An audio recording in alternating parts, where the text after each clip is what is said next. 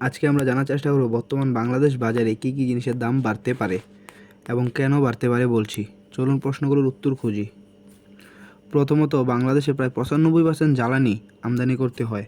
95% জ্বালানির মধ্যে 70 থেকে 60% জ্বালানি মধ্যপ্রাচ্য থেকে, মধ্যপ্রাচ্য বলতে সৌদি আরব, আরব আমিরাত, কুয়েত, কাতার, ওমান থেকে আনা হয়। আর মধ্যপ্রাচ্য যুদ্ধ হলে বাংলাদেশের বাজারে বড় প্রভাব দেখা যায় জ্বালানি ক্ষেত্রে।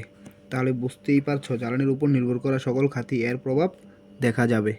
যেমন বিদ্যুতের খরচও বাড়তে পারে, পেট্রোল, ডিজেল, অকটেনের দাম বাড়তে পারে, এলপিজি মানে গ্যাস সিলিন্ডারের দাম বাড়তে পারে, পরিবহন খরচ বাড়তে পারে, খাদ্যপণ্যের দাম বাড়তে পারে, পোশাক ও শিল্পপণ্যের দাম বাড়তে পারে, দৈনন্দিন ব্যবহার্য পণ্যের দামও বাড়তে পারে।